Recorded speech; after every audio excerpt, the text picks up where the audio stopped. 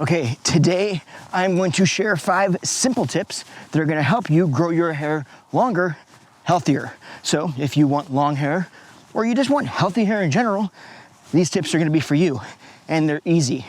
And I brought you to a place called Coyote Wall in Washington.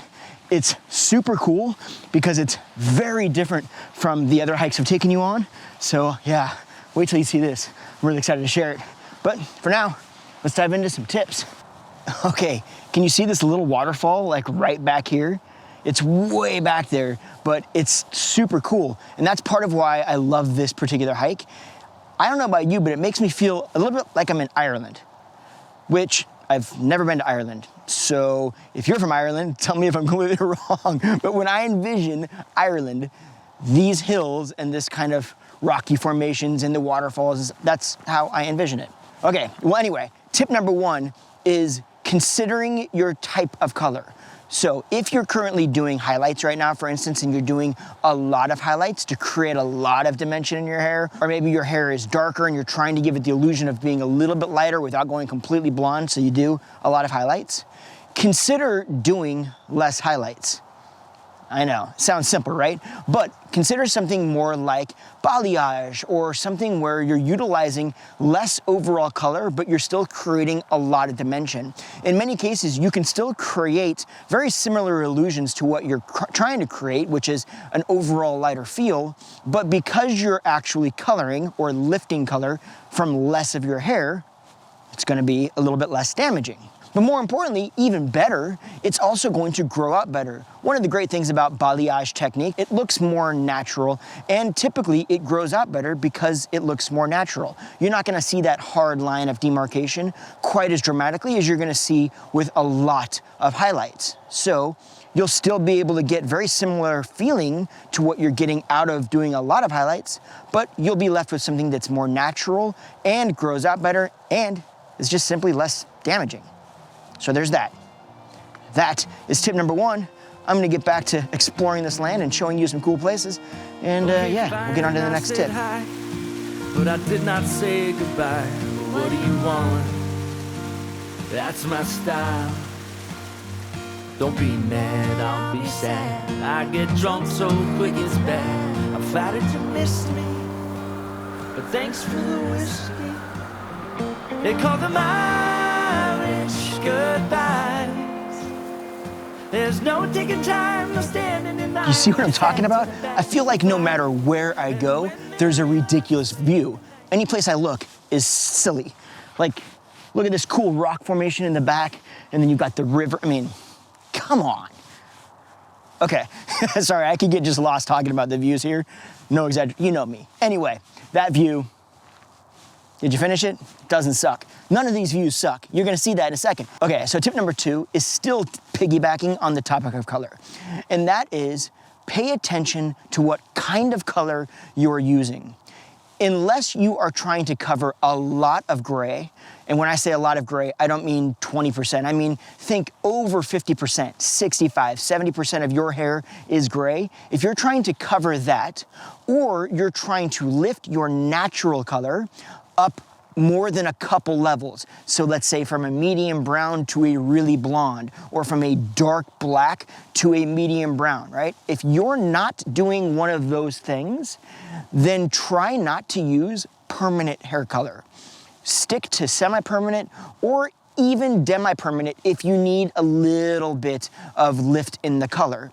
The reason for that is because semi-permanent especially is far less damaging than permanent color. There's no need to put permanent color on your hair just because you want to color your hair. It's just going to add extra damage for no benefit whatsoever.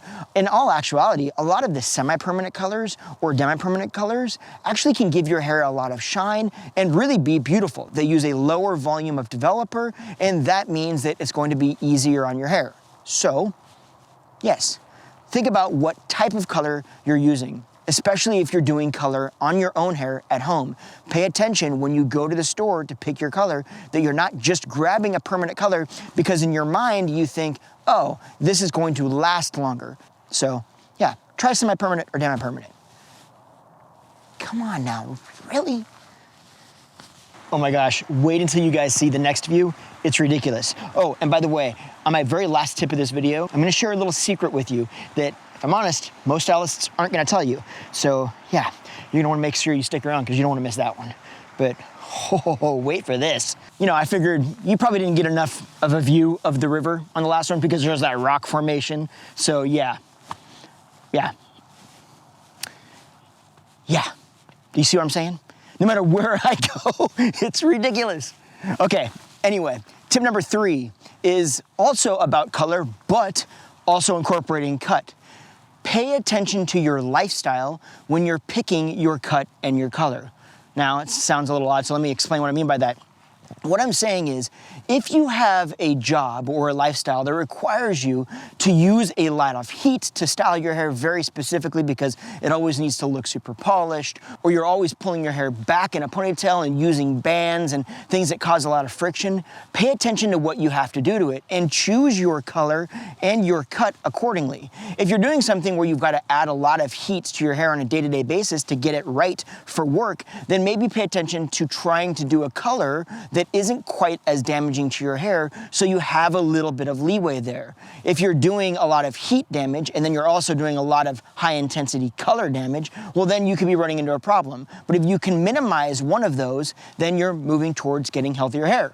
Cutting goes the same way. If you're in a scenario where you have to have a different color hair, maybe in your mind you feel much better, much more confident, and it functions better for your day-to-day or your work when your hair is much brighter and you know that you're gonna have to continue doing a stronger hair color, then maybe consider doing a style, a cutting style, that requires a little bit less maintenance. That way, again, you're kind of balancing those two to create the least amount of damage overall. Okay, does that make sense? Yeah, I hope it makes sense. See what I'm talking about? How cool is that? 2 waterfalls, boom, boom. I feel like the double rainbow guy. Do you remember him? Yeah, no, I'm probably not gonna do that. But if that doesn't make you feel like you're in the movie Braveheart, also, I don't know if you realize this, but this is the first time in any of my videos where I've taken you to a separate viewpoint for every single tip. And that's legitimately because there are so many things here that I wanna show you that I don't have enough tips for all the views, literally. I could film like 5 videos here. I'll probably end up coming back. Okay, but anyway, tip number 4 is all about friction. Understanding where you're creating friction on your hair is a really big deal. You have to think about where friction is happening because friction is tearing down your disulfide bonds and ultimately weakening your hair and potentially making it break. For instance, if you're wearing a purse strap over your shoulder and your hair is getting caught under that, that's gonna add friction and eventually that can end up breaking your hair. Or if you're sitting in a car and your hair is at a certain length where it's rubbing against between your shoulder blades, that can add friction. Or if you're sitting in the couch a long time, or if you're sitting at your chair at your office, or nowadays your home office, all of those things, wherever your hair is rubbing up against something, can cause friction, and all of those friction points can create damage.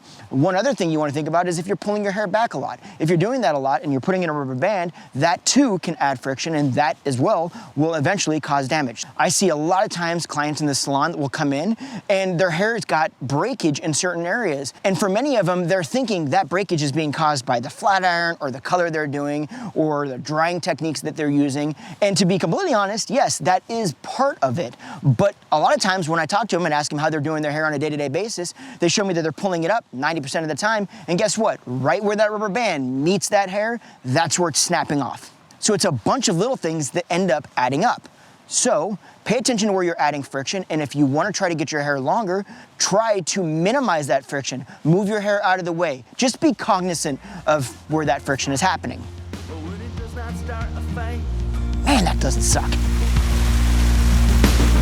They call them Irish goodbye. There's no ticking time, no standing in line. We just head to the back and we fly. And when they realize it's late in the night, they're asking, oh, why did he leave? What do you want? That's my style. Why don't you stay for a while?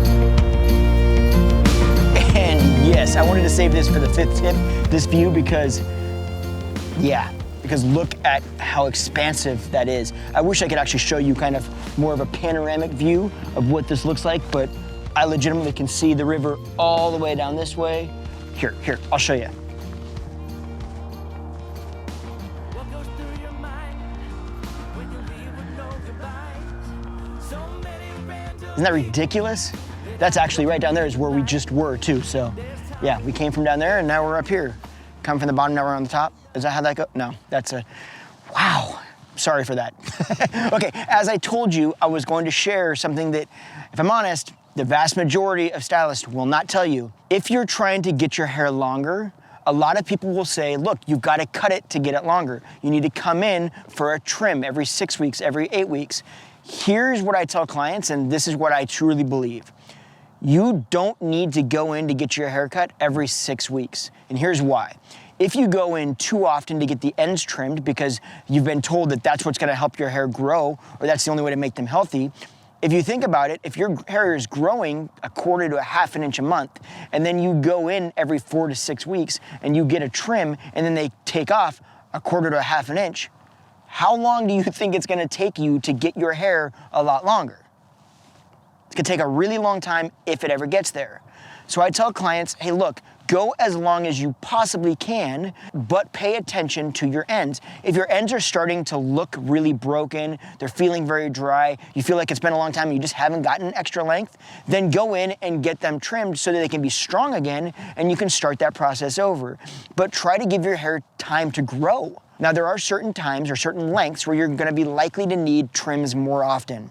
And it gets back to what I was talking about with the friction points. For instance, when you have a bob shape or shorter, the probability is good that it's going to grow out pretty well because there's nothing really adding a lot of friction right there, unless you're pulling your hair into a really tight ponytail. There is gonna be a point where your hair is breaking on your shoulders, and because of the shape of your back, that is going to put pressure. When you sit back against a chair, it's gonna have pressure against that, and that's where you're gonna see that friction point. So during that time, while your hair is still trying to get past that, until it gets into the small of your back, where your back curves in, well, once your hair gets about that length, it's gonna have a little bit less friction against chairs and stuff because it's sitting at the small of your back. You might find that you can go a little bit longer in between cuts at that point because you're not seeing that stress that's causing that friction and that potential damage at the ends.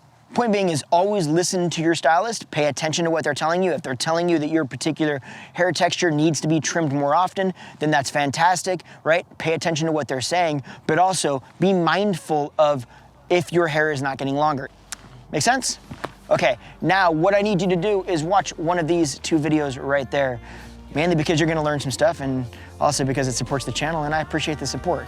Otherwise, on that note, I'm gonna go back to enjoying this view, which, as we all know, doesn't suck. I'll see you in the next video. Bye, guys.